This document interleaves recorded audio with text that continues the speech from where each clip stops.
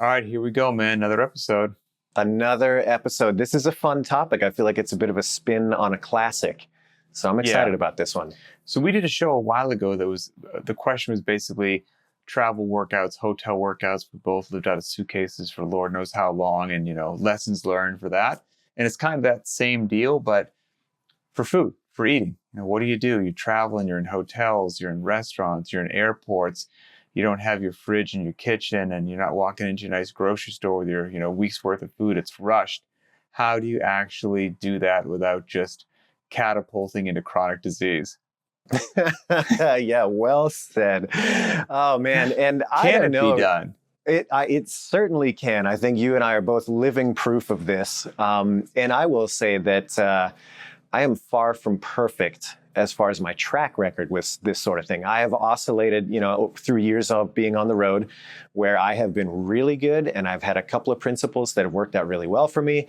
And then I've gone the other way too, where I've totally conceded to, I'm going to be on the road. All bets are off. Let's just, go with the flow, so to speak. And, I think that there are lessons to be learned on both sides. And so I kind of want to start with hey, I'm just going to go with it. I've conceded that I'm on the road and the food's going to be terrible and I'm just going to eat what's in front of me. I want to talk about that a little bit first. I'll say for my track record as well. Well, first of all, I'll say what I always forget, which is go to variednotrandom.com, check out all the cool cycles we offer, help support the show.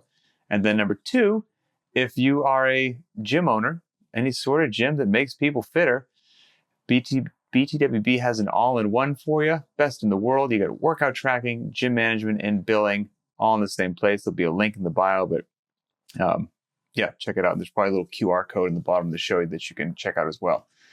But what was it? So btwb.com/all-in-one. That's what I was trying to remember.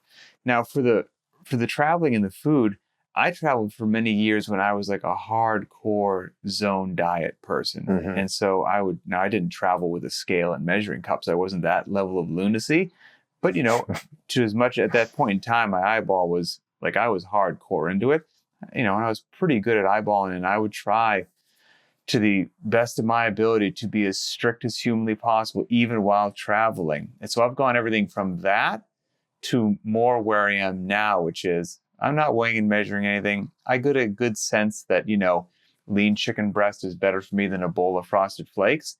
And I just try to make generally good decisions while being like kind of a normal human being. So I've done hardcore weigh and measure to now. And so I think we can chat about, again, I think I'm kind of similar to yourself. So go ahead and kick it off. Yeah. So starting with the low road, so to speak, you're just going to go with whatever's there. If it's on the plate and it's served to you and it's available, you're going to eat it. I want to start with maybe why not to do that. And I think it's less obvious. Say what's not fair is you can do that because I feel like you have the metabolism of like a ground squirrel that like is just burning calories constantly. Where I can't get away with that. Pat, we're all blessed in different ways. And and I'll say that the double-edged sword to that is that I'm a chronically skinny, underweight individual that has a hard time moving the barbell. So, there is that end of it. But, we've all got our cross to bear, so to speak. But I will say, okay, so let's say you're going down this road and you're like, it's a short trip. I'm only going to be gone for 3 or 4 days and I'm just going to go nuts.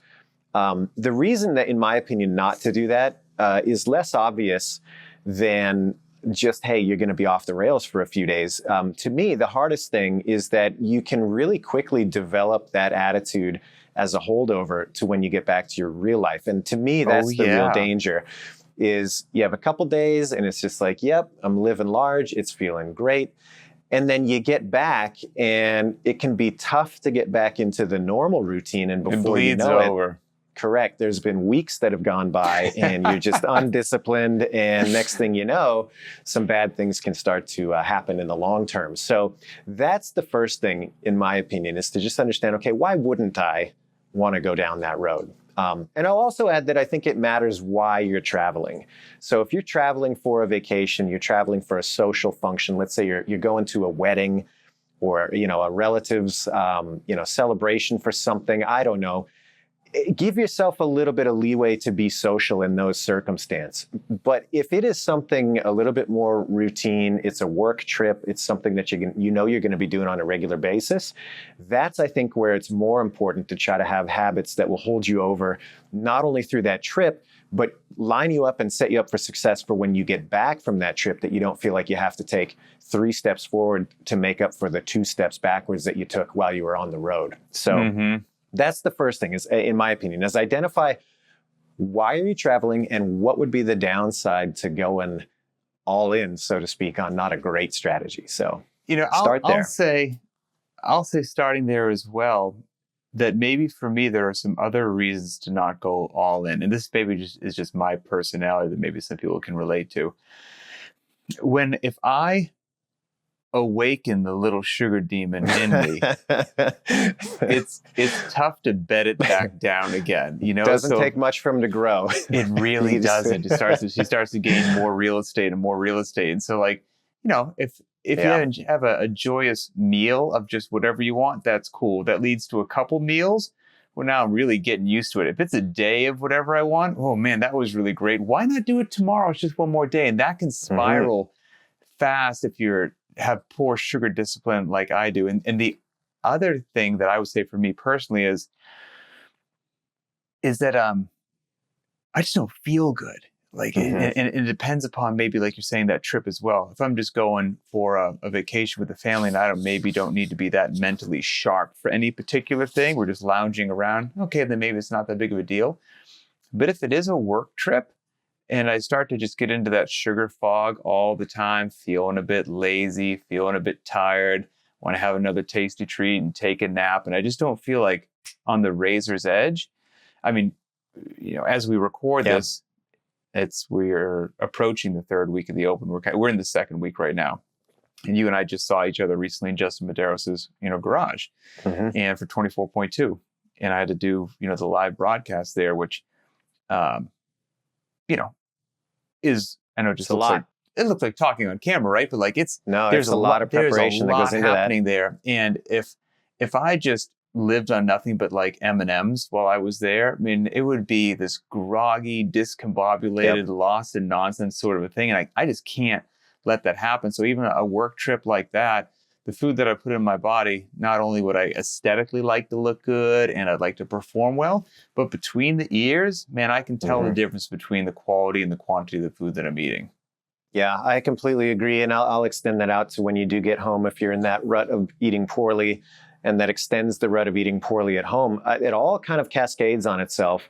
And, at least in my experience, when I start feeling a little bit less good, I start feeling bad, it's harder and harder to get the motivation to then turn it around and eat well. You kind of, all of these things compound on one another. So yeah, I agree completely. But let's turn the page a little bit and talk about, so we've established, you're going to be on the road and it's not going to be just a blowout. It's got to be something that keeps you on the rails. So I think my number one first strategy is to identify what can you bring with you that you like to eat, that's easy, it's packable, and it's good enough.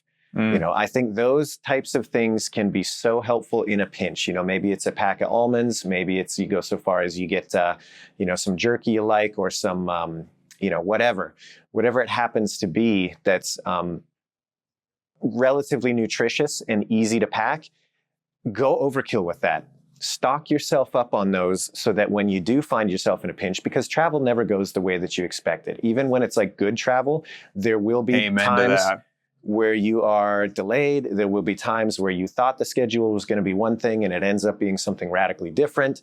So overstock yourself ahead of time with things that you like, that are part of your plan. Treat yourself that way. And that's going to really set you ahead with that one step. So that's my first step, is what can you bring with you? What can you pack? Don't be skimpy, throw it in the bag, have it ready. I'll say what's interesting about that is even in all my travels, I never really packed food. Ever. I would just try my best on site to make the best decisions possible, whether I was in a loose mood or a tight and strict mood. I would just play the hand that I'm dealt and play it to the best of my ability. You know what? Now that I think about it, with one notable exception, I don't even know if they still make these things. I'm about to date myself. Remember Steve's Paleo kits? Yes, Do they still absolutely. do they still make those? I have to claim ignorance. I don't know. I That's a don't know great either. question. But they were fantastic for those are the one thing I would travel with every now and then. It could be like a 4-block one where you have some sort of jerky and nuts and almonds and just like freeze-dried deal. And flavored a little bit I thought they were tasty anyway. And so I could throw a few of those in my bag just in case the layover totally screwed you over, or the flight got delayed, you didn't have to go to Arby's, or you just whatever it was.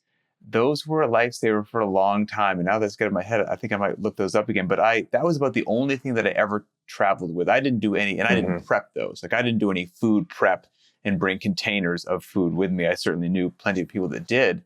But I scavenged recently, talking about 24.2, when 24.2 ended, it was time to like haul to the airport to try to get home.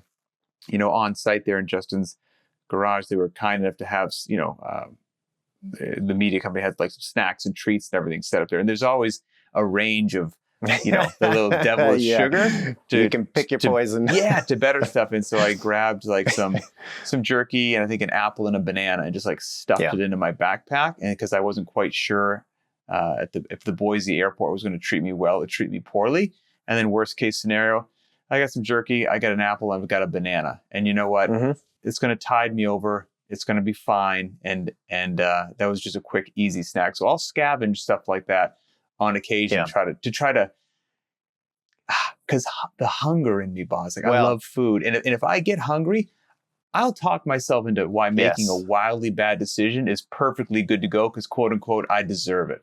That's exactly the point I was going to make when you said tide you over, is that these snacks are not meant to take the place of, a sit-down dinner or a full breakfast. It is there so that inevitably when you have longer time between meals than you might have anticipated, you can kind of keep that little voice satisfied just a little bit longer until you can get a better option in front of you, instead of saying, well, you know what? There's a muffin at the ready. Let's just go to town. Right. So that's the strategy there. It's not a full meal replacement. It's enough to just say, okay, you know what? I can be good for another hour or two, or I can be good until, dinner time or whatever. This inconvenience, it's not going to rattle me that much, and I'm not going to go off the rails. That's what that's there for. So I'm glad that you brought that up.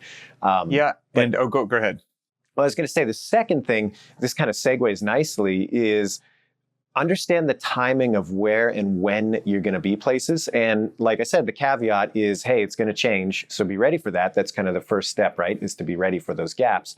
But make sure that you do have a good understanding of, okay, what is the day going to look like? Is my flight going to be way earlier than my normal breakfast? Okay, so am I going to eat before I leave? Am I going to eat when I get there? What's the strategy there when you have these major disruptions in your normal rhythm? Think that through ahead of time and have a game plan. And it doesn't have to be so meticulous that, again, when it changes, your whole world comes crashing down.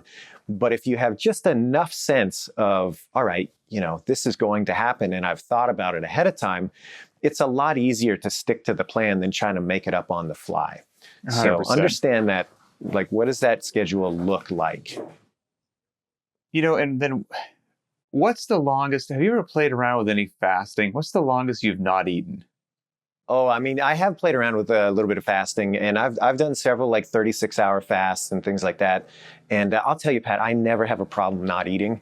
It's just not a thing for me. And I think we've talked about this many times. There's plenty of times, especially working big events, the games and some of these semifinal events where you're just in the mix. And then you look up and it's been 12, 14 hours since your last meal. And that's just the rhythm of the day. That's never bothered me. But it is a great point. I think that's a good option in a pinch sometimes. And I would recommend most of the time that if what's available is terrible, opting out of that meal and just waiting for the next one is a completely valid strategy in the short term. I can't speak for the whole world, but I don't think most Americans realize that not eating is actually an option. It's okay to miss a meal once in a while. Yeah. The longest I've fasted when I was playing around with it, I did a true 3-day, 72-hour nice. fast. And what was funny for me, even as much as I love food, if I could get through the first 12 hours of day one, it was actually like, it got easier.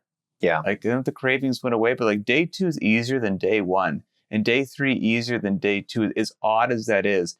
And so point being that the toughest meal to make that choice on is the first one. And so if you are traveling, you're like, I guess I could just not eat for the next 6 hours. That's going to be the tough one, quite frankly, because you're not used to that. So it is always an option. And then also these days, we talk about this, I think, a lot on the show in all different aspects, whether it's training or nutrition or recovery. Like there's a difference between ideal and just real every now and then. It's great if you can always make the ideal choice because that's what the world has presented you. Super. Why wouldn't you make that?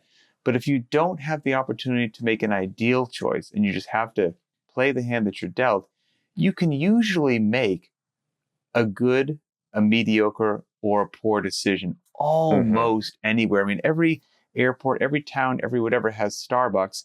Nobody wants to live out of a Starbucks and get all their food out of a Starbucks, but you can usually find bananas. In the morning, there's hard-boiled eggs. They have, you can get just black coffee instead of like one of those drinks that has 700 calories in it. You can get a bottle of water, as shocking as that is. They have those egg bite things, and you can get egg bites that have like, great.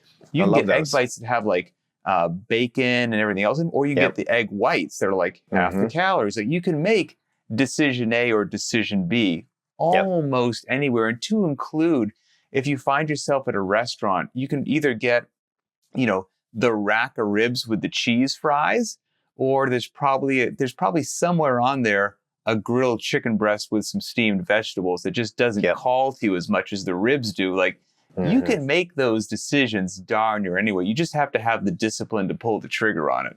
Yeah, absolutely. And I think that is a nice, you're just setting me up here, Pat. This is great. I do what I can. Yeah.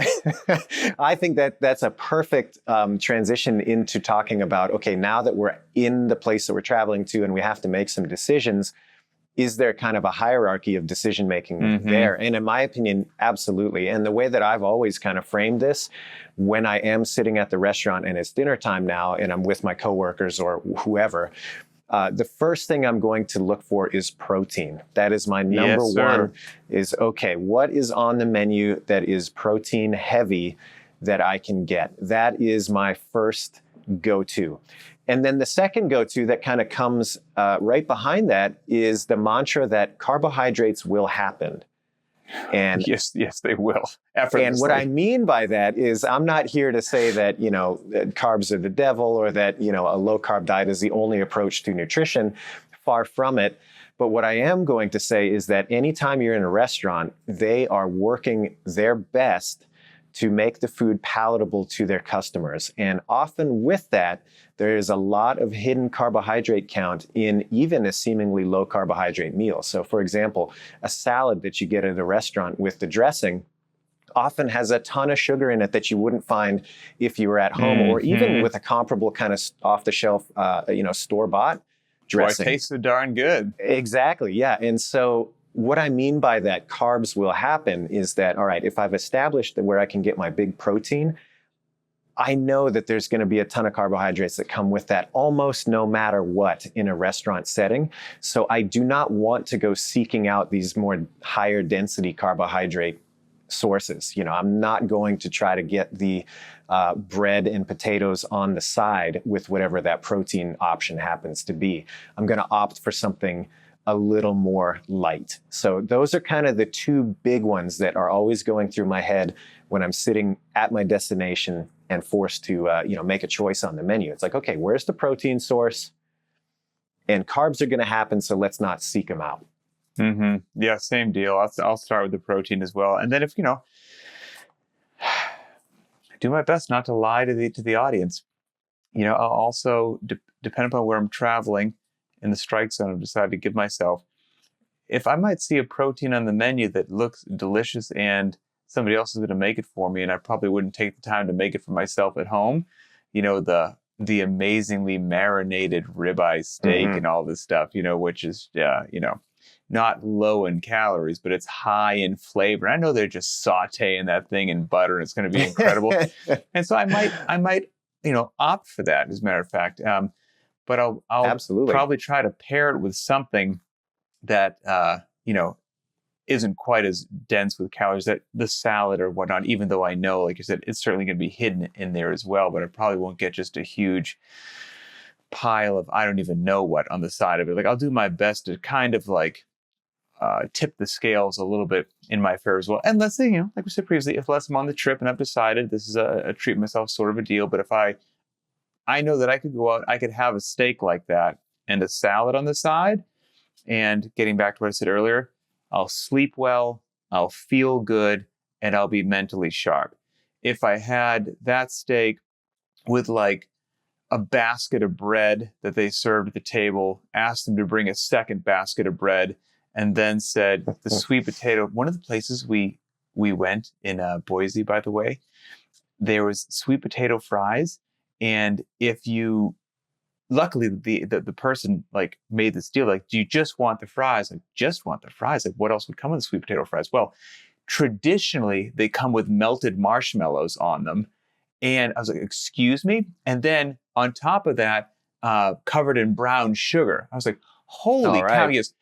First of all, that sounds incredible, but like, if you get that as the side, that's going to change the entire course of my evening, so there's various things and possibly the next day, right? And just the next day, just the steak with a salad, gonna feel great. And in all honesty, the steak and, hey, I'm craving some sweet potato fries and they're just plain sweet potato fries. Okay. All right. I feel a little heavy, but I'll get by with it. If I didn't know that that's how they came, they just brought them to me a la mode with the melted marshmallows and the brown sugar, I might have been tempted to eat those things. The entire course is, the whole next day is a wash. I'm going to be like a zombie walking around. So again, you can always make a variety of choices in any restaurant, in any menu, and even with any meal, depending upon what you plan to do with the sides, the toppings, holding some off, getting other ones. What are you drinking? Are you having a glass of water or 4 beers? I mean, what's happening there as well? And so you've got a lot of dials to spin there. Yeah, absolutely. I think there's a couple things in there as well. I did not get the marshmallows or the brown sugar, just Well, I will say also that in situations like that, often when you're, at least a lot of the travel that we've done over the years, you do end up with a big group. There's going to be things that are ordered that are out of your control. Yep. The other thing that kind of runs through my head in those scenarios is that sharing is caring. And it can really take the pressure off. Like, let's say you're somewhere and it would be rude not to do that. And, you have to have the basket of sweet potato fries with all this other stuff that traditionally, I can't believe there's a lot of tradition in that, but I get it. Yeah. That has to be a part of the meal for whatever reason. Okay, well, share it around. You know what I mean? Have one of those between 3 or 4 of you. And then that way you're not going to be tempted to just house the whole thing. And same goes with dessert. Oftentimes in big group settings like that, work settings, there can be, dessert. People are feeling a little bit more indulgent. Fine. Sharing is caring. Get one, split it amongst a couple people, have a bite or two, satisfy that sweet tooth and move on.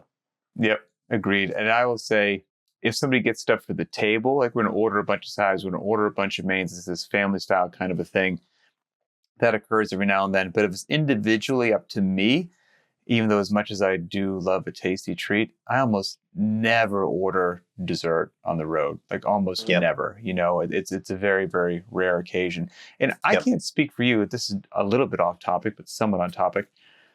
When I return from a trip, like a work trip, 2 or 3 day work trip, if I was good the whole work trip, for some reason when I get home, I have this ravenous desire to like consume something poor. I don't know what it is. Like a little treat for being good. It's just weird. It's food and psychology. Like, who knows? But yeah, I'm always battling the food demons, man, one way, shape, or form. But what's your traditional breakfast on the road? If you are, hotel breakfast, you find yourself in a diner with the crew.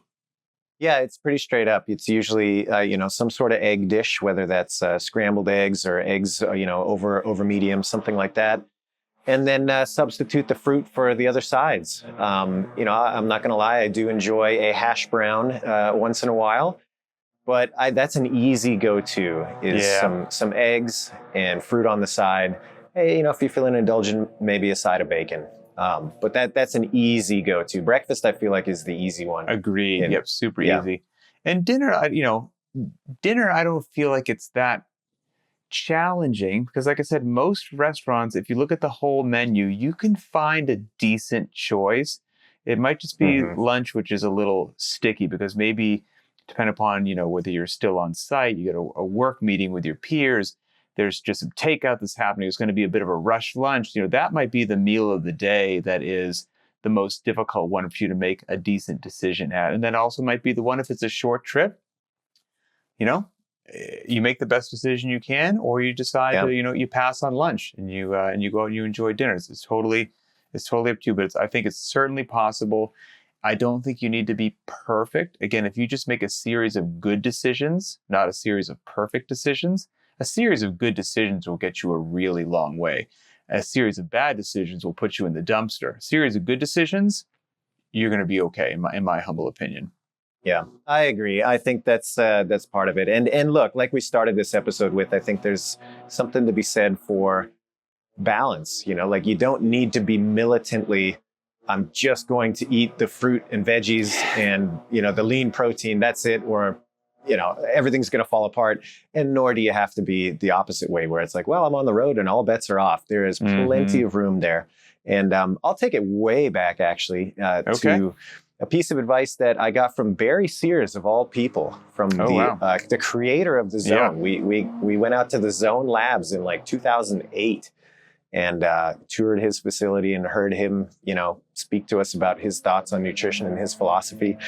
And it really stuck with me. One of the things that he said over and over and over again, and I'll give a little more context, it was really great actually hearing it from him. He's not dealing with athletes. He's not dealing with people that have a real good grip on their health. He's talking about the average person that doesn't necessarily have, a lot invested in this. How do you help that person? That's kind of his focus. And one of the things that he talked about all the time was that you're only one meal away from making a better decision. And you just can't look backwards. So, okay, breakfast was a mess. You went off the rails. You had the big Starbucks, mega sugar, whatever. Hey, put it in the rear view and make a better choice at lunch and you're right back on track.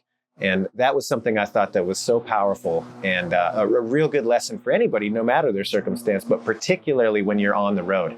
Hey, you had a bad dinner. It was a little off the rails. Everybody's getting to dinner. Maybe you had dessert and then a drink or two afterwards. You woke up feeling a little bit rough. Well, guess what? Breakfast can be right back in the zone, so to speak. Yep. And you can start that day fresh. So don't love that. Yeah, don't lose sight of the power of that next best decision. And I would say to piggyback onto that plus workouts, and I think would serve you really well. You're one meal away from getting right back on track. You're one workout away from getting right back on track. Life got crazy. You've missed 7 days of training. You feel like just a greasy turd. You're one workout from getting the great images from getting right back on track, and one meal as well. So you are good to go. Well, hopefully that helps people make some good decisions and be, quasi sane human being that can go out on planet Earth around other human beings that may not have your nutritional goals and make some decent decisions so that you feel good, look good, perform good, all that kind of good stuff. So appreciate the question. As we always say, this is everybody else's show. It's not my show or Adrian's show. So we want to hear from you. What did you think about this topic? Go to the btwb YouTube channel, find the show, post your thoughts or comments. Do you have an idea for a future show? Post it on the YouTube video as well, or go on Instagram to the Very Not Random Instagram page.